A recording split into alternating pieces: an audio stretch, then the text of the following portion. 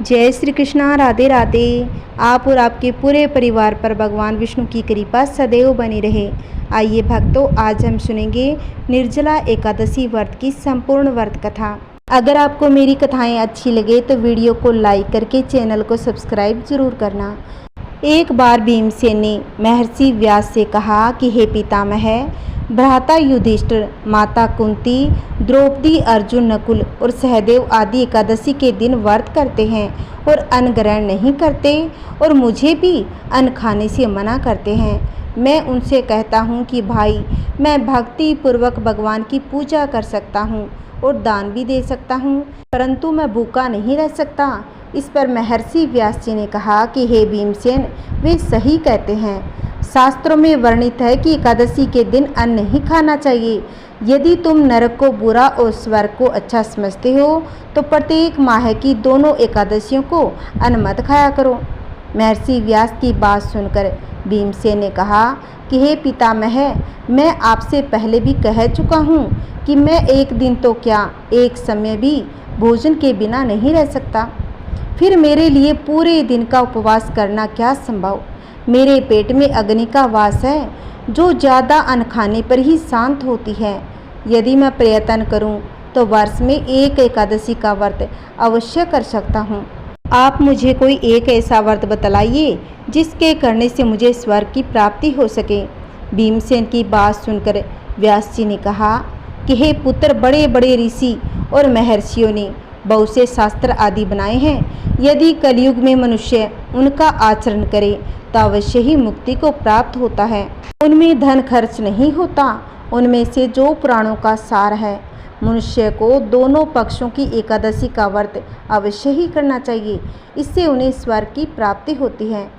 महर्षि व्यास जी ने कहा कि हे पुत्र, वृषभ और मिथुन संक्रांति के बीच में ज्येष्ठ माह की शुक्ल पक्ष की एकादशी आती है। उसका नाम निर्जला एकादशी है।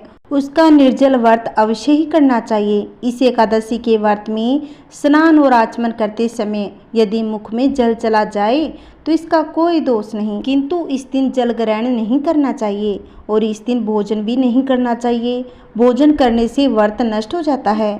सूर्योदय से सूर्यास्त तक यदि मनुष्य जलपान न करे तो उससे 12 एकादशियों का फल प्राप्त हो जाता है। द्वादशी के दिन सूर्योदय से पहले ही उठना चाहिए। इसके बाद भूखे ब्राह्मण को भोजन कराना चाहिए। हे भीमसेन, स्वयं भगवान श्री कृष्ण ने मुझसे कहा था कि इस एकादशी का पुण्य सभी तीर्थों और दान के बराबर है। एक दिन निर्जल रहने से मनुष्य सभी पापों से मुक्त हो जाता है। जो मनुष्य निर्जला एकादशी का व्रत करते हैं उन्हें मृत्यु के समय भयानक यमदूत दिखाई नहीं देते, बल्कि भगवान श्री कृष्ण के दूत स्वर्ग से आकर उन्हें पुष्पक विमान पर बिठाकर स्वर्ग को ले जाते हैं। निर्जला एकादशी को पूर्ण यत्न करके उपवास करना चाहिए। तुम भी सब पापों की शांति के लिए यत्न के साथ उपवास और श्री हरि का पूजन करो। स्त्री हो या पुरुष, यदि उसने मेरू पर्वत के समान भी महान पाप किया हो तो भी इस एकादशी के प्रभाव से भस्म हो जाता है। जो मनुष्य उस दिन जल के नियम का पालन करता है वह पुण्य का भागी होता है। उसे एक एक पहर में कोटि कोटि स्वर्ण मुद्रा दान करने का फल प्राप्त होता सुना गया है। मनुष्य निर्जला एकादशी के दिन स्नान, दान, जप, होम आदि जो कुछ भी करता है सब अक्षय होता है। यह भगवान श्री हरि का कथन है। निर्जला एकादशी को विधि पूर्वक उत्तम रीति से उपवास करके मानव वैष्णव पद को प्राप्त कर लेता है। जो मनुष्य एकादशी के दिन अन्न खाता है यह पाप भोजन का करता है। इस लोक में वह चंडाल के समान और मरने पर दुर्गति को प्राप्त होता है। जो ज्येष्ठ मास के शुक्ल पक्ष में एकादशी को उपवास करके दान देंगे वे परम पद को प्राप्त होंगे। जिन्होंने एकादशी को उपवास किया है वे ब्रह्म हत्यारे, शराबी, चोर तथा गुरुद्रोही होने पर भी सब पातकों से मुक्त हो जाते हैं। कुंती नंदन, निर्जला एकादशी के दिन श्रद्धालु स्त्री पुरुषों के लिए जो विशेष दान और कर्तव्य विहित है उसे सुनो। उस दिन जल में शयन करने वाले भगवान विष्णु का पूजन और जलमयी धेनु का दान करना चाहिए। प्रत्यक्ष धेनु या घृतमयी धेनु का दान उचित है। दक्षिणा और भांति भांति के मिष्टानों द्वारा यत्नपूर्वक ब्राह्मणों को संतुष्ट करना चाहिए। ऐसा करने से ब्राह्मण अवश्य संतुष्ट होते हैं। उनसे संतुष्ट होने पर श्रीहरि मोक्ष प्रदान करते हैं। जिन्होंने सम दम और दान में और श्रीहरि की पूजा और रात्रि में जागरण करते हुए इस निर्जला एकादशी का व्रत किया है, उन्होंने अपने साथ की बीती हुई 100 पीढ़ियों और आने वाली 100 पीढ़ियों को भगवान वासुदेव के परम धाम में पहुंचा दिया। निर्जला एकादशी के दिन अन्न, वस्त्र, गो जल, शया, सुंदर आसन, कमंडलू तथा छाता दान करना चाहिए। जो श्रेष्ठ एवं सुपात्र ब्राह्मण को जूता दान करता है, वह सोने के विमान पर बैठकर स्वर्ग लोक में प्रतिष्ठित होता है। जो इस एकादशी की महिमा को भक्ति पूर्वक सुनता तथा जो भक्ति पूर्वक उसका वर्णन करता है, वे दोनों स्वर्ग लोक में जाते हैं। सुबह स्नान आदि करके नियम लेना चाहिए कि मैं भगवान केशव की प्रसन्नता के लिए एकादशी को निराहार रहकर आचमन के सिवा दूसरे जल का भी त्याग करूँगा। द्वादशी को देवेश्वर भगवान विष्णु का पूजन करना चाहिए। गंध, धूप, पुष्प और सुंदर वस्त्र से विधि पूर्वक पूजन करके जल का घड़ा संकल्प करते हुए निम्न मंत्रों के साथ संसार सागर से तारने वाले हे देवी देव भगवान, इस जल के घड़े का दान करने से आप मुझे परम गति को प्राप्त कराइए। भीमसेन ज्येष्ठ मास में शुक्ल पक्ष की जो शुभ एकादशी होती है, उसका निर्जला व्रत करना चाहिए। उस दिन श्रेष्ठ ब्राह्मण को शक्कर के साथ जल के घड़े का दान करें। ऐसा करने से मनुष्य भगवान विष्णु के समीप पहुंचकर आनंद का अनुभव करता है। उसके बाद द्वादशी को ब्राह्मण भोजन कराने के बाद स्वयं भोजन करें। जो इस प्रकार पूर्ण रूप से पाप नाशनी एकादशी का व्रत करता है, वह सब पापों से मुक्त हो आनंदमय पद को प्राप्त होता है। यह सुनकर भीमसेन ने भी इस शुभ एकादशी का व्रत करना प्रारंभ कर दिया। तब से यह लोक में पांडव द्वादशी के नाम से विख्यात है। जो भी भक्त इस कथा को सुनता है या सुनाता है या हुंकारे भरता है, भगवान विष्णु उसकी सभी मनोकामनाएं पूर्ण करें। बोलिए विष्णु भगवान की जय। बहुत समय पहले की बात है। रुक्मांगद नाम के एक प्रसिद्ध राजा थे। भगवान विष्णु की आराधना ही उनका जीवन था। वे चराचर जगत में अपने आराध्य भगवान ऋषिकेश के दर्शन करते था। पद्मनाभ भगवान की सेवा की भावना से ही अपने राज्य का संचालन करते थे। वे सभी प्राणियों पर समाभाव रखते थे। देवपुराधिपति महाभागवत महाराज रुक्मांगद ने अपने राज्य में एक सुंदर पुष्प उद्यान लगाया। यह उद्यान इतना मनोरम था कि लोगों के लिए वह एक दर्शनीय स्थल बन गया। उस उद्यान में आने वाले लोग वहां आकर वहां खिले हुए फूल तोड़ तोड़ करके ले जाते थे। परिणाम स्वरूप राजा को एक भी फूल मिलना मुश्किल हो गया। फूलों के अभाव में वह उद्यान उजाड़ वीरान हो जाता। उद्यान की ऐसी दुर्दशा देखकर राजा बहुत उदास हो गया। राजा ने चौकीदारों की संख्या बढ़ा दी। लोगों ने फूल तोड़ने बंद कर दिए, किंतु फूलों की चोरी होती ही रही। कोई ठोस परिणाम नहीं निकला। इसके अतिरिक्त अन्य बहुत सारे उपाय किए, परंतु कोई प्रभाव नहीं पड़ा, क्योंकि अब फूलों की चोरी करने वाले मनुष्य तो थे ही नहीं पकड़ में आ सके। वे तो थे स्वर्ग के देवी देवता और अप्सराएं, इसीलिए वे पकड़ में नहीं आ सके। अंत में राजा ने अपने कुल पुरोहित से इस समस्या के समाधान के लिए कुछ करने की प्रार्थना की। कुल पुरोहित ने इसका समाधान बताते हुए कहा कि यदि सायंकाल में उद्यान के सभी पौधों के आसपास भगवान विष्णु का चरणा अमृत या भगवान के विग्रह के गले से उतारी हुई प्रसादी माला के फूल या भगवान के चरणों में चढ़े तो पुष्पों को बिखेर दिया जाए, तो संभव है कि चोरों को पकड़ा जा सकेगा। रात्रि होने पर स्वर्ग के देवी देवता एवं अप्सराएं रोज की तरह उस उद्यान में उतर आई। उनमें से एक अप्सरा का पांव पौधों के आसपास बिखरे भगवान के चरणों में चढ़े पुष्पों के ऊपर जैसे ही पड़ा, उसके सारे पुण्य उसी समय समाप्त हो गए। उसकी वापस स्वर्ग जाने की सारी शक्ति भी खत्म हो गई। अन्य देवता व देवियां पहले तो उसे देखते ही रहे, परंतु उसे साथ ले जाने का कोई उपाय न देख हताश होकर उसे उसी असहाय अवस्था में छोड़कर वापस स्वर्ग में आ गए। वह बेचारी अकेली रह गई। क्योंकि पुण्यों के समाप्त हो जाने से वह उड़ान नहीं भर सकी तथा वापस स्वर्ग नहीं जा सकी। अपने साथियों से बिछुड़ जाने पर तथा इसी मृत्यु लोक में व्याप्त जरा व्याधि आदि दुखों के बारे में सोच कर कि हाय मुझे अब इस मृत्यु लोक में रहना पड़ेगा, दुखी होकर रोने लगी। प्रातः होते ही उद्यान के चौकीदारों व मालियों ने उसे देखा तो वे उसके दिव्य तेज व अद्वितीय रूप को देखकर आश्चर्यचकित हो गए। उन्होंने राजमहल में जाकर राजा को खबर दी कि राजा वहां आया और उसने भी उस अप्सरा को देखा। उसके अलौकिक रूप को देखते ही वह उसके प्रति दुर्गा, लक्ष्मी, सरस्वती आदि देवियों की कल्पना कर बैठा तथा इसी भावना से राजा ने उसे नमस्कार किया।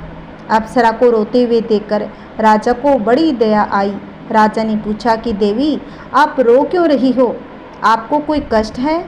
उस अप्सरा ने सारा वृत्तांत कह सुनाया और कहा कि मैं स्वर्ग वापस जाना चाहती हूँ, क्योंकि मनुष्य लोक में बुढ़ापा बहुत जल्दी आ जाता है, शरीर रोगग्रस्त हो जाता है, विषय भोग भी इच्छा अनुसार भोगे नहीं जा सकते। महाराज, यदि आपकी प्रजा का कोई भी स्त्री अथवा पुरुष मुझे अपनी एक एकादशी का फल दान दे देगा तो मैं वापस जा सकती हूँ।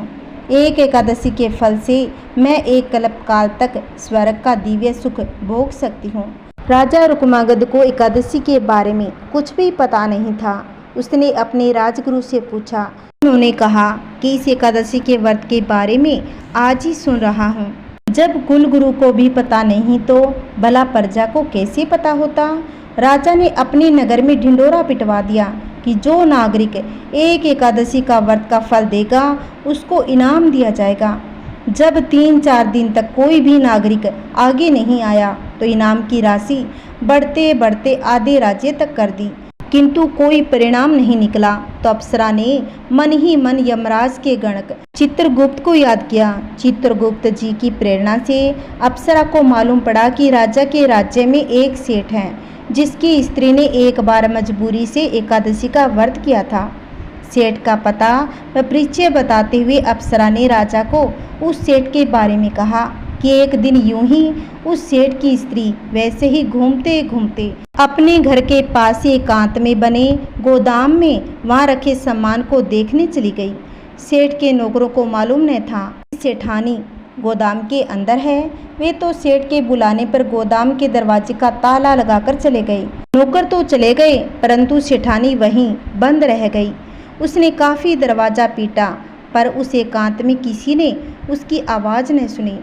परेशान सेठानी क्या करती, रात में वहीं सो गई, यही सोचकर कि सुबह कोई तो आकर दरवाज़ा खोलेगा। परंतु सेठानी का भाग्य ऐसा कि अगले दिन दुकान की छुट्टी थी, इसीलिए उस दिन दुकान के सामने कोई आया ही नहीं। भूख प्यास से सेठानी व्याकुल हो गई। इधर सेठ और उसके घर वाले सभी परेशान थे। उन्होंने सेठानी को बहुत ढूंढा, वह कैसे मिलती, वह तो गोदाम में बंद थी। गोदाम की तरफ किसी का ध्यान नहीं गया क्योंकि सेठानी वहां पर जाती ही नहीं थी। उस दिन तो यूं ही कौतूहलवश चली गई। छुट्टी के अगले दिन जब सेठ के नौकर ने किसी सामान के लिए दरवाज़ा खोला तो अंदर बेहोश की हालत में सेठानी गिरी पड़ी थी। ये खबर तुरंत सेठ को दी गई। सेठ पड़ोस के वेद को साथ ले गया। पानी का छींटा मारकर और उसके हाथ पैरों की मालिश करके उसे होश में लाया गया। भोजन की व्यवस्था की गई और संयोग से जिस दिन सेठानी गोदाम देखने गई थी वह दिन 10वीं तिथि का था। उसके अगले दिन एकादशी थी। इस तरह उस सेठानी के द्वारा अनजाने में ही परम पवित्र एकादशी का व्रत रह गया। अप्सरा से पूरी बात सुनकर राजा ने अपने मंत्रियों को सैनिकों के साथ उस सेठ की स्त्री को सम्मान के साथ लिवा लाने को कहा। सेठ सेठानी के आने पर उन्होंने राजा व उस अप्सरा को प्रणाम किया और कहा कि आपके मंत्रियों ने हमें सारी बात बता दी है, अब आप आज्ञा करें कि हमें क्या करना चाहिए। अप्सरा ने सेठानी से कहा, यदि आप कृपा करके अपने इस व्रत का फल मुझे संकल्प पढ़कर दान दे दोगी तो मैं इस व्रत के पुण्य के प्रताप से स्वर्ग वापस चली जाऊंगी। जब राजा ने अपने राजगुरु के द्वारा सेठानी के संकल्प कराकर स्वर्ग की देवी को दिला दिया तो वह देवी राजा व सेठ सेठानी को धन्यवाद सभी का आभार प्रकट करती हुई स्वर्ग को चली गई। राजा ने अपनी घोषणा के अनुसार सेठानी को अपना आधा राज्य दे दिया। महाराज रुक्मांगद को इस घटना को प्रत्यक्ष देखते हुए पूर्ण विश्वास हो गया कि एकादशी का बहुत महात्म्य है, इसकी बहुत महिमा है। एक दिन राजा ने यह विचार किया, कितनी पुण्यदायिनी और कल्याणकारी एकादशी का व्रत मेरे राज्य के प्रत्येक नागरिक को अवश्य ही करना चाहिए। अतः उसने इसे नियमित रूप से लागू कर दिया। जिनकी उम्र 8 वर्ष से अधिक अथवा 80 साल से कम है, ऐसा कोई व्यक्ति यदि मेरे राज्य में एकादशी के दिन अन्न भोजन करेगा तो मैं उसको मृत्यु दंड दूंगा या फिर मैं उसे अपने राज्य से निकाल दूंगा। इसीलिए स्त्री हो या पुरुष सभी को शुक्ल या कृष्ण पक्ष की दोनों एकादशी तिथियों में उपवास जरूर करना होगा।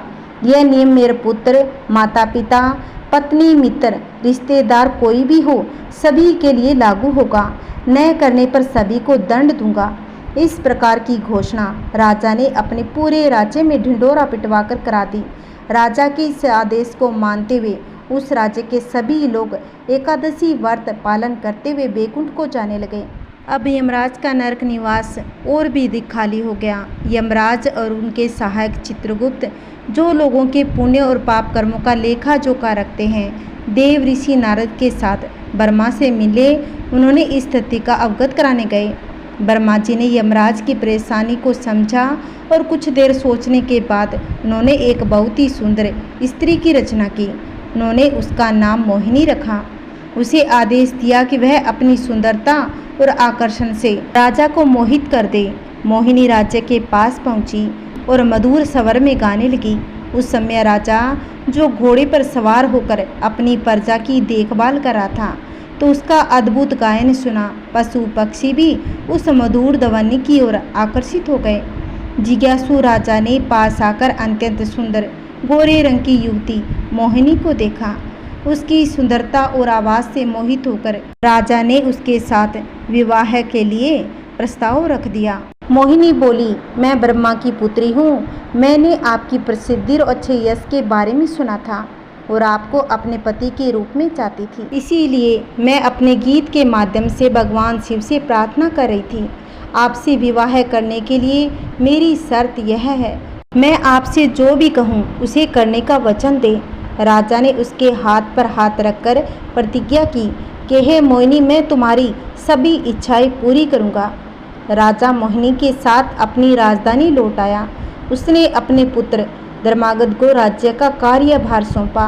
उसके साथ रहने लगा। कई वर्ष बीत गए। जब वह मोहिनी के साथ सुखपूर्वक रहने लगा तो उसने कभी एकादशी का व्रत का अपमान नहीं किया। जब राजा के मन में कार्तिक के व्रत का पालन करने की इच्छा हुई तो उसे मोहिनी के ऐसा करने की अनुमति मांगी। उस समय राजा ने अपने पुत्र की घोषणा सुनी, कल एकादशी तिथि है और सभी प्रजा को इसका पालन करना चाहिए। राजा ने मोहिनी से कहा, तुम्हारे अनुरोध पर मैंने बड़ी रानी संध्यावली को कार्तिक के व्रत का पालन करने के लिए नियुक्त किया है। हालांकि मैं स्वयं एकादशी का व्रत करूंगा, तुम्हें भी मेरे साथ इस व्रत का पालन करना चाहिए। मोहिनी ने राजा को याद दिलाया कि उसने उसकी सभी इच्छाएं पूरी करने का वादा किया था। राजा ने कहा, मैं निश्चित रूप से वही करूंगा जो तुम चाहते हो। मोहिनी ने उत्तर दिया, मैं चाहती हूँ कि तुम एकादशी के बारे में भूल जाओ और मेरे साथ भोजन करो। राजा ने उत्तर दिया कि मोहिनी, तुम मुझसे अपना व्रत तोड़ने के लिए नहीं कहना चाहिए। मैं तुम्हारे बाकी सभी इच्छाएं पूरी करूंगा। मैंने स्वयं एकादशी व्रत करने का उपदेश दिया है, इसीलिए मैं उस व्रत को कैसे तोड़ सकता हूँ। मोहिनी बहुत ही क्रोधित हो गई। उसने उपहास करते हुए कहा, यदि तुम अपनी प्रतिज्ञा नहीं तोड़ोगे तो तुम्हारा मुझसे किया हुआ वचन टूट जाएगा और तुम नरक में जाओगे। मैं तुम्हें छोड़ दूंगी। तभी धर्मागध आया और मोहिनी ने उसे सारी बात बताई। धर्मगद ने अपने पिता से आग्रह किया कि वे अपनी सौतेली माँ मोहिनी की आज्ञा का पालन करें। राजा रुक्मांगद बहुत निराश हो गए और बोले, मोहिनी चाहे रहे या ना रहे, वह जीवित रहे या मर जाए, लेकिन मैं एकादशी व्रत का पालन करना नहीं छोड़ सकता। अपनी माता संध्यावली के पास गया और उससे कहा कि वह मोहिनी को अपना मन बदलने के लिए मनाने का प्रयास करे। संध्यावली के लाख प्रयास के बावजूद मोहिनी जिद पर अड़ी रही। मोहिनी ने कहा, यदि राजा एकादशी को भोजन नहीं करते हैं तो उन्हें अपने प्रिय पुत्र का सिर काटकर मुझे अर्पित कर देना चाहिए। यह सुनकर संध्यावली कांपने लग गई। अपने आप को संभालते हुए उसने कहा, हे राजन, अपने धर्म का पालन करना आपके पुत्र के जीवन से भी अधिक महत्वपूर्ण है। उसकी माता होने के नाते मैं उससे आपसे भी अधिक प्यार करती हूँ। हालांकि मैं उस स्नेह को त्यागना पसंद करूँगी, बजाय इसके कि आप अपनी प्रतिज्ञा तोड़कर अपने धर्म की उपेक्षा करें। इसीलिए आपको अपने पुत्र के प्रति अपना प्यार को अधिकार की भावना त्याग देनी चाहिए और उसका बलिदान कर देना चाहिए। तब राजकुमार धर्मागध ने राजा के हाथ में एक तीखी तलवार देकर कहा, हे पिताजी, विलंब न करें, अपनी प्रतिज्ञा की रक्षा के लिए कृपा मुझे मार डालें। मोहिनी ने राजा से कहा, या तो एकादशी को भोजन करें या अपने पुत्र को मार डालें। राजा ने तलवार उठाई और अपने पुत्र का प्राण त्यागने को तैयार हो गया। धरती कांपने लगी, समुद्र में बड़ी बड़ी लहरें उठने लगी। उसी क्षण भगवान श्री हरि वहाँ प्रकट हो गए। उन्होंने राजा के हाथ से तलवार ले ली और भगवान श्री हरि ने कहा कि हे राजन, मैं आपकी एकादशी व्रत के निश्चय से बहुत ही संतुष्ट हूँ। आप और आपकी पत्नी और आपका पुत्र बैकुंठ के धाम में जाएंगे। श्री हरि ने राजा को स्पर्श से आशीर्वाद दिया और फिर अंतर्ध्यान हो गए। जो भी भक्त एकादशी का व्रत करता है, भगवान विष्णु उसकी सभी मनोकामनाएं पूर्ण करते हैं, सभी बैकुंठवासी होते हैं। बोली श्री हरि भगवान की जय हो। सतयुग में मूर नाम का दैत्य उत्पन्न हुआ। बड़ा ही बलवान और भयानक था। उस प्रचंड दैत्य ने इंद्र, आदित्य, वसु, वायु, अग्नि आदि सभी देवताओं को पराजित करके भगा दिया। तब इंद्र सहित सभी देवताओं ने भयभीत होकर भगवान शिव से सारा वृत्तांत कहा और बोले कि हे कैलाशपति, मूर दैत्य से भयभीत होकर सब देवता मृत्यु लोक में घूम रहे हैं। तब भगवान शिव ने कहा कि हे देवताओं, तीनों लोकों के स्वामी, भक्तों के दुखों का नाश करने वाले भगवान विष्णु की शरण में जाओ, वे ही तुम्हारे दुखों का नाश कर सकते हैं। शिवजी के ऐसे वचन सुनकर सभी देवता क्षीर सागर में पहुंच गए। वहां भगवान को शयन करते देख हाथ जोड़कर उनकी स्तुति करने लगे कि हे देवताओं द्वारा स्तुति करने योग्य प्रभु, आपको बारंबार नमस्कार है। देवताओं की रक्षा करने वाले मधुसूदन, आपको नमस्कार है। आप हमारी रक्षा करें। दैत्यों से भयभीत होकर हम सब आपकी शरण में आए हैं। आप इस संसार के कर्ता, माता पिता, उत्पत्ति और पालन करता और संहार करने वाले हैं। सबको शांति प्रदान करने वाले हैं। आकाश और पाताल भी आप ही हैं। सबके पितामह ब्रह्मा, सूर्य, चंद्र, अग्नि, सामग्री, होम, आहुति, मंत्र, तंत्र, जप, यजमान, यज्ञ, कर्म करता, भोक्ता भी आप ही हैं। आप सर्वव्यापक हैं। आपके सिवा तीनों लोकों में चर तथा अचर कुछ भी नहीं। हे भगवान, दैत्यों ने हमको जीतकर स्वर्ग से भ्रष्ट कर दिया है और हम सब देवता इधर उधर भागे भागे फिर रहे हैं। आप उन दैत्यों से हम सबकी रक्षा करें। इंद्र के ऐसे वचन सुनकर भगवान विष्णु कहने लगे कि हे इंद्र, ऐसा मायावी दैत्य कौन है जिसने देवताओं को जीत लिया है? उसका नाम क्या है? उसमें इतना बल है और किसके आश्रय में है तथा उसका स्थान कहाँ है? यह सब मुझसे कहिए। भगवान के ऐसे वचन सुनकर इंद्र बोले कि भगवान, प्राचीन समय में एक नाड़ी जंग नामक राक्षस था। उसके महापराक्रमी लोक विख्यात मूर नाम का एक पुत्र हुआ। उसकी चंद्रावती नाम की नगरी है। उसी ने सब देवताओं को स्वर्ग से निकालकर वहां अपना अधिकार जमा लिया है। उसने इंद्र, अग्नि, वरुण, यम, वायु, इस चंद्रमा आदि सबके स्थान पर अधिकार कर लिया है। सूर्य बनकर स्वयं ही प्रकाश करता है, स्वयं ही मेघ बन बैठा है और सबसे अजय है। हे असुर निकंदन, उस दुष्ट को मारकर देवताओं की रक्षा कीजिए। यह वचन सुनकर भगवान ने कहा, हे देवताओं, मैं शीघ्र ही उसका संहार करूँगा। तुम चंद्रावती नगरी को जाओ। इस प्रकार कहकर भगवान सहित सभी देवताओं ने चंद्रावती नगरी की ओर प्रस्थान किया और उस दैत्य मूर सेना सहित युद्ध भूमि में गरज रहा था। उसकी भयानक गर्जना सुनकर सभी देवता भय के मारे चारों दिशाओं में भागने लगे। जब स्वयं भगवान रणभूमि में आए तो दैत्य उनसे युद्ध करने के लिए दौड़े। भगवान ने उन्हें सांप के समान अपने बाणों से बींध डाला। बहुत से दैत्य मारे गए, केवल मूर बचा रहा। वह अविचल भाव से भगवान के साथ युद्ध करता रहा। भगवान जो भी तीक्ष्ण बाण चलाते वह उसके लिए पुष्प सिद्ध हो जाता। उसका शरीर छिन्न भिन्न हो गया, किंतु वह लगातार युद्ध करता रहा। दोनों के बीच मल्लयुद्ध हुआ। 10,000 वर्ष तक उनका युद्ध चलता रहा, किंतु मूर नहीं हारा। थककर भगवान बद्री आश्रम में चले गए। वहाँ हेमवती नामक सुंदर गुफा थी, उसमें विश्राम करने लगे। भगवान उसके अंदर प्रवेश कर गए। यह गुफा 12 योजन लंबी थी। उसका एक ही द्वार था। विष्णु भगवान वहाँ योग निद्रा की गोद में सो गए। मोर भी पीछे पीछे आ गया और भगवान को सोया देखकर मारने को उद्यत हुआ। तभी भगवान के शरीर से उज्जवल कांति में रूप वाली देवी प्रकट हो गई। देवी ने राक्षस मोर को ललकारा और युद्ध किया, उसे तत्काल मौत के घाट उतार दिया। श्री हरि जब योग निद्रा की गोद से उठे तो सब बातों को जानकर उस देवी ने कहा कि आपका जन्म एकादशी के दिन हुआ है, इसीलिए एकादशी सबसे प्रिय है। जो भी भक्त सच्चे दिल से एकादशी का व्रत करता है और कथा सुनता है, भगवान विष्णु उसकी सभी मनोकामनाएं पूर्ण करते हैं।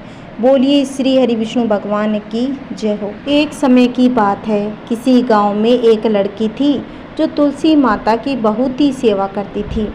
वह प्रतिदिन सुबह सबसे पहले स्नान करके माता तुलसी को जल अर्पण करती, उसके बाद ही चाय अथवा पानी पीती थी। यह उसका नियम था, उसका प्रतिदिन का कार्य था। इसके बिना वह अन्य कोई कार्य पहले नहीं करती थी। जब वह लड़की विवाह योग्य हो गई तो उसका विवाह हुआ तो वह लड़की अपनी माँ से कहने लगी कि माँ, मैं तो तुलसी का पौधा अपने साथ ले जाना चाहती हूँ, क्योंकि यह एकमात्र एक पौधा नहीं बल्कि यह मेरी तुलसी माता है। उनकी माँ बोली, ठीक है बेटी तुम इस गमले को अपने साथ तो ले जाओ, ये तुलसी माता सदैव तुम्हारी रक्षा करेगी। लेकिन ससुराल वाले क्या कहेंगे? जब लड़की अपने ससुराल पहुंची तो वह अपनी पूजा पाठ के सभी कार्य वैसे ही करती थी जैसे वह अपने मायके में करती थी। सुबह सबसे पहले उनकी माता तुलसी की पूजा करती, उसके बाद ही घर के अन्य कार्य को संपन्न करती थी। लड़की के यह सब कार्य उसके ससुराल वालों को अच्छे नहीं लगते थे। वह सुबह सुबह सबसे पहले पूजा करने लग जाती।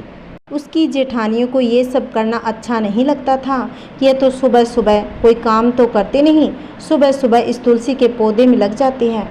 उस लड़की की 2 जेठानियाँ थीं। दोनों ने एक दिन तय कर लिया कि हम इसकी तुलसी माता को यहाँ से हटा देंगे, जिसकी वजह से ये पूजा नहीं कर पाएगी। दूसरे दिन जब लड़की उठी तो उसने देखा कि उसकी तुलसी माता नहीं मिली और वह काफ़ी रोई। इधर उधर ढूंढा परंतु उसकी माता नहीं मिली। अभी उसे घर के पिछवाड़े में उसकी तुलसी माता मिल गई। वह काफ़ी रोई, लेकिन वह तुलसी माता को देखकर प्रसन्न हो गई और समझ गई कि मेरी तुलसी माता यहीं पर है। उन्होंने वहाँ से तुलसी माता को लाकर उनकी पूजा की, उसके बाद जल ग्रहण किया। जब उसकी जेठानियों ने ताने मारते हुए कहा कि आज तो तुमने पूजा भी नहीं की और जल ग्रहण भी कर लिया, कहाँ गए तेरे नियम? लड़की बोली, भाभी मैंने तो पूजा कर ली, मुझे तुलसी माता मिल गई थी। तो उनकी जेठानियाँ बोली, मैं तो उन्हें छुपा दिया था, तुम्हें कैसे मिल गई?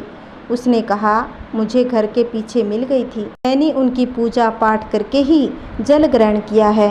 मेरी तुलसी माता मुझसे दूर नहीं रह सकती, मुझे तो दर्शन देने ही थे। वह लड़की बहुत ही निर्मल स्वभाव की थी, उसके मन में किसी के लिए कोई भी द्वेष नहीं था। अब उस लड़के की इतनी पूजा पाठ से उसकी जेठानी बहुत ही परेशान हो गई। अब एक दिन उसकी जेठानी ने परेशान होकर तुलसी के पेड़ को घर से बाहर फेंक दिया। जब लड़की उठी और स्नान करके पूजा करने के लिए तुलसी के पास आई तो देखा तुलसी माता वहाँ पर नहीं थी और वह बहुत ही अधिक रोने लगी। तुलसी माता से प्रार्थना करने लगी कि हे तुलसी माता, मैं आपके बिना कैसे रहूँगी। तत्काल माता रानी उसे आशीर्वाद देते हुए कहा, बेटी तू चिंता ना कर, तेरे चारपाई के चारों पाँव में तुलसी का पौधा आ जाएगा तो उनकी पूजा करना, तू परेशान ना हो, मैं तुम्हारे साथ हूँ। उस तुलसी के पौधे को कोई हटा नहीं पाएगा। लड़की प्रसन्न हो गई और उसने जब अपने कमरे में जाकर देखा तो उसे वहाँ 4 पौधे दिखाई पड़े जिसकी उसने पूजा आराधना की, फिर जल ग्रहण किया। जब उसकी जेठानियों ने देखा तो फिर ताना मारते हुए कहने लगी कि तुमने पूजा के बिना जल कैसे पालन किया। तो लड़की सब समझती थी, परंतु उसने बड़ी नम्रता से कहा कि नहीं भाभी, मैंने माता की पूजा कर ली है। जेठानी ने कहा, परंतु यहाँ पर तो तुलसी माता है ही नहीं। लड़की ने सारी बात अपनी जेठानियों को बताई। कहा कि तुलसी माता बहुत ही दयालु है, वह मेरे लिए प्रकट हो गई। चलो मेरे कमरे में। दिखाकर लाई तो चारपाई के चारों पाँव में तुलसी का पौधा आ गया। यह सब देखकर जेठानी आश्चर्यचकित रह गई और अपनी देवरानी से चरण पकड़कर माफ़ी मांगने लगी और कहने लगी, आज से हम भी पूजा किया करेंगे। अब देवरानी जेठानी मिलकर सभी एक साथ पूजा पाठ करने लगी। उनके घर में अन्न धन के भंडार भर गए। बोलिए तुलसी माता की जय। एक संत बरसाना में रहते थे। वह रोज़ सुबह उठकर यमुना जी में स्नान करके राधा जी के दर्शन करने जाया करते थे। यह नियम हर रोज़ का था। जब तक राधा रानी के दर्शन नहीं कर लेते थे तब तक जल भी ग्रहण नहीं करते थे। दर्शन करते करते तकरीबन उसकी उम्र 80 वर्ष की हो गई थी। आज सुबह उठकर रोज़ की तरह उठे, यमुना में स्नान किया और राधा रानी के दर्शन को चले गए। मंदिर के पट खुले और राधा रानी के दर्शन करने लगे। दर्शन करते करते संत के मन में भाव आया, मुझे राधा रानी के दर्शन करते करते आज 80 वर्ष बीत गए, लेकिन मैंने आज तक राधा रानी को कोई वस्त्र भी नहीं चढ़ाया। लोग राधा रानी के लिए कोई नारियल लाता है, कोई चुनरिया लाता है, कोई चूड़ी लाता है, कोई बिंदी लाता है, कोई साड़ी लाता है, कोई लहंगा चुनरिया लाता है, लेकिन मैंने आज तक उन्हें कुछ नहीं दिया। यह विचार संत जी के मन में आया कि जब सभी मेरी राधा रानी के लिए कुछ न कुछ लाते हैं तो मैं भी अपनी राधा रानी के लिए कुछ ज़रूर लाऊंगा, लेकिन क्या लाऊं जिससे मेरी राधा रानी खुश हो जाए। तो संत जी यह सोचकर अपनी कुटिया में आ गई। सारी रात सोचते सोचते सुबह हो गई। रात को नींद नहीं आई और आज अपनी कुटिया में ही राधा रानी के दर्शन और पूजा कर ली। दर्शन के बाद मार्केट में जाकर सबसे सुंदर वाला लहंगा चुनरिया का कपड़ा लाए और अपनी कुटिया में आकर के अपने ही हाथों से लहंगा चुनरिया को सिला और सुंदर से सुंदर उस लहंगा चुनरिया में गोटा लगाया। जब पूरी तरह से लहंगा चुनरिया को तैयार कर लिया तो मन में सोचा कि इस लहंगा चुनरिया को अपनी राधा रानी को पहनाऊंगा तो मेरी राधा रानी कितनी सुंदर लगेगी। यह सोच करके आज संत जी उस लहंगा चुनरिया को लेकर राधा रानी के मंदिर में चले गए। मंदिर की सीढ़ियाँ चढ़ने लगे। अपने मन में सोच रहे थे, आज मेरे हाथों के बनाए हुए लहंगा चुनरिया राधा रानी को पहनाऊंगा तो मेरी लाडो बहुत ही सुंदर लगेगी। यह सोचे जा रहे थे, इतने में एक बरसाना की लाली आई और बाबा से कहने लगी, बाबा आज बहुत ही खुश हो, क्या बात है बाबा बताओ ना। तो बाबा ने कहा कि लाली आज मैं बहुत खुश हूँ। आज मैं अपने हाथों से राधा रानी के लिए लहंगा चुनरिया बनाया है। इस लहंगा चुनरिया को राधा रानी जी को पहनाऊंगा और मेरी राधा रानी बहुत ही सुंदर दिखेगी। उस लाली ने कहा कि बाबा मुझे भी दिखाओ ना, आपने लहंगा चुनरिया कैसे बनाया है। लहंगा चुनरिया को देखकर वो लड़की बोली, अरे बाबा राधा रानी के पास तो बहुत सारी पोशाक है, ये तो मुझे दे दो ना। तो महात्मा जी बोले कि बेटी तुमको मैं दूसरी बाजार से दिलवा दूंगा, ये तो मैं अपने हाथ से बनाकर राधा रानी के लिए लेकर आया हूँ, तुमको और कोई दूसरी दिलवा दूंगा। लेकिन उस छोटी सी बालिका ने उस महात्मा का दुपट्टा पकड़ लिया और बाबा ये मुझे दे दो, पर संत की जिद करने लगी कि दूसरी दिलवा दूंगा। लेकिन वो बच्ची इतनी तेज थी कि संत के हाथ से छुड़ा लहंगा चुनरिया छीन कर भाग गई। अब तो बाबा बहुत ही दुखी हो गए। मैंने आज तक राधा रानी को कुछ नहीं चढ़ाया, लेकिन जब लेकर आया तो लाली लेकर भाग गई। मेरा तो जीवन ही खराब है, अब क्या करूँगा। यह सोचकर संत उसी सीढ़ियों पर बैठ करके रोने लग गया। इतने में कुछ संत वहाँ पर आए और पूछा, क्या बात है बाबा, आप रो क्यों रहे हो। तो बाबा ने उस संत को पूरी बात बता दी। संतों ने बाबा को समझाया और कहा, आप दुखी मत हो, कल दूसरी लहंगा चुनरिया बना के राधा रानी को पहना देना। चलो राधा रानी के दर्शन कर लेते हैं। इस प्रकार संतों ने बाबा को समझाया, राधा रानी के दर्शन को लेकर चले गए। रोना तो बंद हुआ, लेकिन मन खराब था, क्योंकि कामना पूरी नहीं हुई थी। तो अनमने मन से राधा रानी का दर्शन करने संत जा रहे थे और मन में यही सोच रहे थे कि मुझे लगता है कि किशोरी जी की इच्छा नहीं थी, शायद राधा रानी मेरे हाथों से बनी पोशाक पहनना ही नहीं चाहती थी। ऐसा सोचकर बड़े दुखी होकर जा रहे थे। मंदिर आकर राधा रानी के पट खुलने का इंतजार करने लगे। थोड़े ही देर बाद मंदिर के पट खुले तो संतों ने कहा, बाबा देखो तो, आज हमारी राधा रानी बहुत ही सुंदर दिख रही है। संतों की बात सुन करके जैसे ही बाबा ने अपना सिर उठाकर देखा तो जो लहंगा चुनरिया बाबा ने अपने हाथों से बनाकर लाए थे, वही आज राधा रानी ने पहन रखा था। बाबा बहुत ही खुश हो गए और राधा रानी से कहा कि हे राधा रानी, आपको इतना भी इंतज़ार नहीं हुआ? आप मेरे हाथों से मंदिर की सीढ़ियों से लेकर भाग गई, ऐसा क्यों? सर्वेश्वरी श्री राधा रानी ने कहा कि बाबा, आपके भाव को देखकर मुझसे रहा नहीं गया, और ये केवल पोशाक नहीं, इसमें आपका प्रेम है, तो मैं खुद ही आकर के आपसे लहंगा चुनरिया लेकर भाग गई। इतना सुनकर के बाबा भाव विभोर हो गए और बाबा ने उसी समय किशोरी जी को धन्यवाद दिया। बोलिए श्री राधा रानी सरकार की जय। हरे कृष्ण कृष्ण कृष्ण हरे हरे, हरे राम राम राम हरे हरे। एक लपसी था और एक तपसी था। तपसी हमेशा भगवान की तपस्या में लीन रहा करता था। लपसी रोजाना 1.25 सेर की लापसी बनाकर भगवान का भोग लगाकर जीम लेता था। एक दिन दोनों लड़ने लग गए। तपसी बोला, मैं रोज भगवान की तपस्या करता हूँ, इसलिए मैं बड़ा हूँ। लपसी बोला, मैं रोज भगवान को 1.25 सेर की लापसी बनाकर भोग लगाता हूँ, इसलिए सबसे बड़ा भक्त मैं हूँ। नारद जी वहाँ से गुजर रहे थे। दोनों को लड़ता देखकर उन्होंने उनसे पूछा कि तुम लड़ क्यों रहे हो, क्या बात है? तपसी बोला, मैं बड़ा हूँ, और तपसी बोला, मैं बड़ा हूँ। तपसी ने खुद के बड़ा होने का कारण बताया और लपसी ने अपना कारण बताया। नारद जी बोले, तुम्हारा फैसला मैं दूसरे दिन आकर करूँगा। अब दूसरे दिन तपसी और लपसी नहा करके अपनी रोज की तरह भक्ति करने गए तो नारद जी ने छुपकर 1.25 करोड़ की एक एक रत्न जड़ित अंगूठी उन दोनों के रास्ते में ऐसे रख दी। जैसे ही उनके नज़र पड़े, उन्हें लगे कि किसी की कोई चीज़ गिरी हुई है।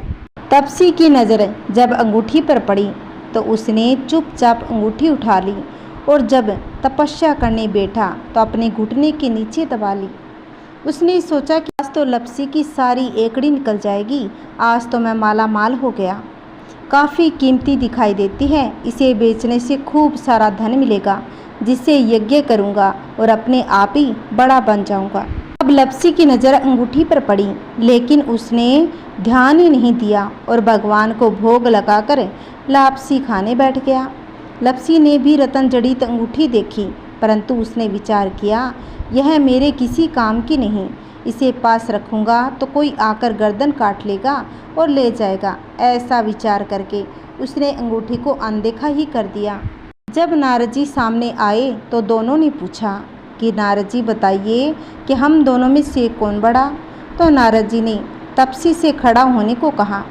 तपसी से बोले कि तेरे घुटने के नीचे क्या है? वह खड़ा हुआ तो उसके घुटने के नीचे दबी अंगूठी दिखाई पड़ी। नारद जी क्रोध में लाल होकर बोले कि तपसी, इतनी तपस्या करने के बाद भी तेरी चोरी करने की आदत नहीं गई, तू कभी नहीं बदलेगा। तेरे से तो लपसी ही बड़ा है और तुझे तुम्हारी तपस्या का कोई फल भी नहीं मिलेगा। भक्ति हो तो लपसी जैसी, इसे किसी चीज़ में कोई लालच नहीं।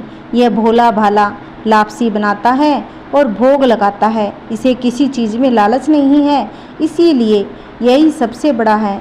तेरी भक्ति से तुझे कोई फल नहीं मिलेगा। वह शर्मिंदा होकर माफ़ी मांगते हुए बोला, मुझे माफ़ कर दीजिए। नारद जी आप ही बताइए कि मेरी तपस्या का फल मुझे कैसे मिलेगा? अब नारद जी ने कहा, यदि कोई गाय और कुत्ते को रोटी नहीं बनाएगा तो फल तुझे मिलेगा। यदि कोई ब्राह्मण को भोजन कराकर दक्षिणा नहीं देगा तो फल तुझे मिलेगा। यदि कोई साड़ी के साथ ब्लाउज नहीं देगा तो फल तुझे मिलेगा। यदि कोई दिए से दिया जलाएगा तो फल तुझे मिलेगा। यदि कोई सारी कहानी सुने लेकिन तुम्हारी कहानी नहीं सुने तो फल तुझे मिलेगा। उसी दिन से हर व्रत कथा कहानी के बाद लपसी तपसी की कहानी सुनी जाती है। जय श्री कृष्णा, राधे राधे। आइए भक्तजनों, अब हम सुनेंगे 11 माता की आरती। जो व्यक्ति एकादशी का व्रत नहीं कर पाते हों उसे एकादशी की आरती कथा जरूरी सुननी चाहिए। बोलो एकादशी माता की जय। आइए भक्तों, एकादशी की आरती सुनते हैं। ओम जय जय एकादशी माता, मैया जय जय एकादशी माता। विष्णु पूजा व्रत को धारण कर, विष्णु पूजा व्रत को धारण कर, शक्ति मुक्ति पाता। ओम जय जय एकादशी माता, तेरे नाम गिनाऊं देवी, भक्ति प्रदान करनी मैया, भक्ति प्रदान करनी। गण गौरव की देनी, गण गौरव की देनी, माता शास्त्रों में वर्णी। ओम जय जय एकादशी माता, मार्गशीर्ष के कृष्ण पक्ष की उत्पन्न विश्वतारिणी जननी मैया, उत्पन्न विश्वतारिणी जननी। शुक्ल पक्ष में हुई मोक्षता, मुक्तिदाता बन आई। ओम जय जय एकादशी माता, पौष के कृष्ण पक्ष की सफला नामक है मैया, सफला नामक है। शुक्ल पक्ष में होए पुत्रदा, शुक्ल पक्ष में होए पुत्रदा, आनंद अधिक रहे। ओम जय जय एकादशी माता, नाम सर्तिला माघ मास में कृष्ण पक्ष आवे मैया, कृष्ण पक्ष आवे। शुक्ल पक्ष में जया कहावे, शुक्ल पक्ष में जया कहावे, विजय सदा पावे। ओम जय जय एकादशी माता, विजया फागुन कृष्ण पक्ष में शुक्ला आमल की मैया, शुक्ला आमल की। पाप मोचनी कृष्ण पक्ष में, पाप मोचनी कृष्ण पक्ष में, चेतर महाबली की। ओम जय जय एकादशी माता, चैतर शुक्ल में नाम कामदा, धन देने वाली मैया, धन देने वाली। नाम वरुथनी कृष्ण पक्ष में, नाम वरुथनी कृष्ण पक्ष में, बैसाख माह वाली।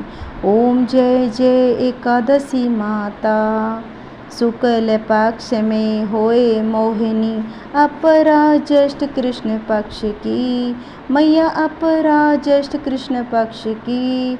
नाम निरजला सब सुख करनी, नाम निरजला सब सुख करनी, शुक्ल पक्ष रखी।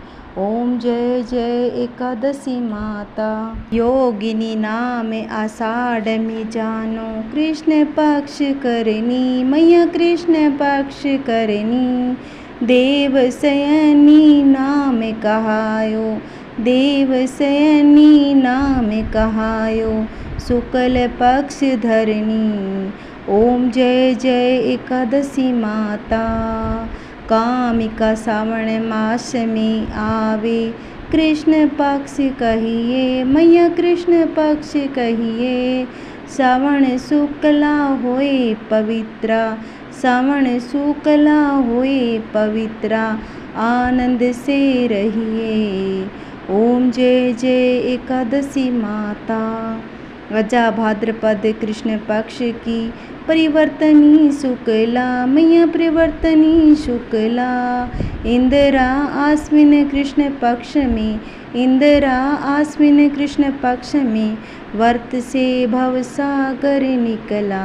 ओम जय जय एकादशी माता, पापा कुंशः शुक्ल में पाप हरनिहारी, मैया पाप हरनिहारी। रमा मास कार्तिक में आवे, रमा मास कार्तिक में आवे, सुखदायक भारी। ओम जय जय एकादशी माता। देव उठानी शुक्ल पक्ष की, दुख नाशक मैया, मैया दुख नाशक मैया। पावन मास में करूँ विनती, पावन मास में करूँ विनती, पार करो नैया। ओम जय जय एकादशी माता। परमा कृष्ण पक्ष में होती, जन मंगल करनी, मैया जन मंगल करनी। शुक्ल मास में होए पद्मिनी, शुक्ल मास में होए पद्मिनी, दुखी दारिद्र हरिणी। ओम जय जय एकादशी माता। जो कोई आरती एकादशी की, भक्ति सहित गावे, प्रभु भक्ति सहित गावे। जन गुर दिता स्वर का वासा, निश्चय वह पावे। ओम जय जय एकादशी माता। ओम जय जय एकादशी माता। मैया जय जय एकादशी माता। बोलिए एकादशी माता की जय हो। ओम नमः शिवाय। जय श्री कृष्णा। राधे राधे। अगर भक्तों मेरी कथा आपको अच्छी लगी है तो वीडियो को ज़्यादा से ज़्यादा शेयर करना, लाइक करना और कमेंट में बताना मेरी कथा आपको कैसी लगी। विष्णु भगवान की जय अवश्य लिखना। अगर आपने अभी तक मेरे चैनल को सब्सक्राइब नहीं किया है तो प्लीज़ मेरे चैनल को सब्सक्राइब करना, जिससे आने वाली वीडियो की नोटिफिकेशन आपको मिलती रहेगी। ओम नमः शिवाय। जय श्री कृष्णा। हर हर महादेव।